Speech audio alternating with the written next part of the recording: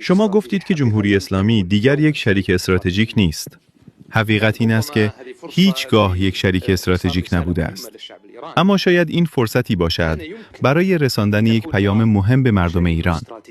ایران می توانست یک شریک استراتژیک برای پادشاهی و کشورهای منطقه باشد اگر تصمیم می گرفت مسیر متفاوتی را انتخاب کند. به جای ساختن ابزارهای ویرانگر و اعمال نفوذ از طریق قدرت در کشورهای همسایه. اگر از اصل صدور انقلاب دست می‌کشید، اگر از ایده‌های سلطه‌گری منطقه‌ای چشم‌پوشی می‌کرد و بر اصل همسایگی، همکاری و روابط نیکو تمرکز می‌کرد. تلاش‌های متعددی از سوی پادشاهی و همچنین کشورهای خلیج فارس برای دراز کردن دست برادری به سمت طرف تهران صورت گرفت که آخرین آنها توافق پکن بود. اما متاسفانه اولویت دولت جمهوری اسلامی سازندگی، توسعه یا همکاری اقتصادی نبود.